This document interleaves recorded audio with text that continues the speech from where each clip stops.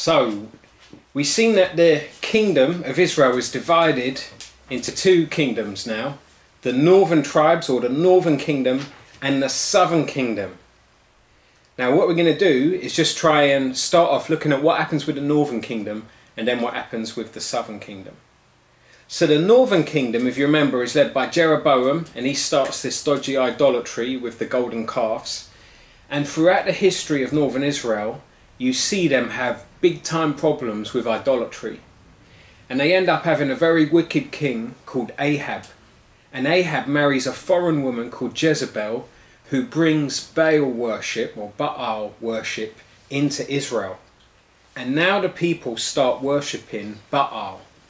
And you end up having this big battle between Elijah, who's a prophet, and Ahab, which is a bit like Ahab the king, which is a bit like a battle between God and a battle between Baal.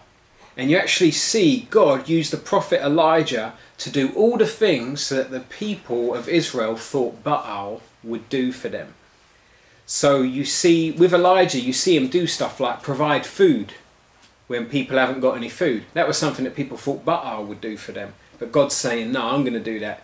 Then you see God actually give people life.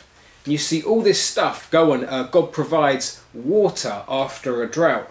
And the whole time he's showing, I'm the true God, Yahweh. I take care of you. Baal can't. But the northern tribes, they keep on being involved in all this idolatry. And what happens is you see God raise up prophets. Because at this time, the prophets become really prominent in the Bible. Because God is showing the kings and the people how they're supposed to be living. And he's doing it through the prophets. So you don't hear a lot about prophets before the time of the kings. But during the time of the kings, you hear a lot about the prophets. And as you're reading through the Bible, you'll see certain books written by prophets, like there's the book of Amos.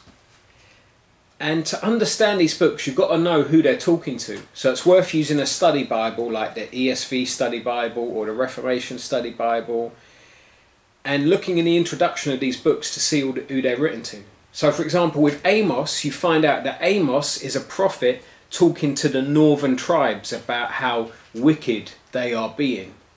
And so you see that Amos lives in the northern tribes, and he's telling them, you people aren't living right. And God keeps telling them, if you don't live right, I'm going to remove you from the land, from God's place. And in the end, that's what happens. If you look at your time chart, see the top arrow is the northern tribes and the bottom arrow is the southern tribes. And if you look at your time chart, at the top with the northern tribe, in 722 BC, the Assyrians, who were the big superpower at the time, the Assyrians take Samaria. Now Samaria was the capital of the northern kingdom. They take Samaria and they exile all those people. They get all the upper crust of society and they send them to Mesopotamia, right? And they go and live there. They live a few of the sort of lower class people in the area. And then what they do, they bring loads of foreigners in and they populate them in the northern tribes. So that the northern tribes are no longer Israelite. They're now foreign. Which means that the northern kingdom is over.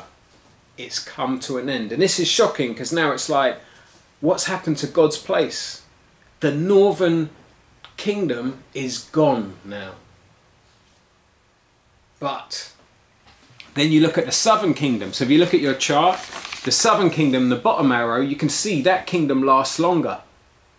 And there's some notable people in the southern kingdom, right?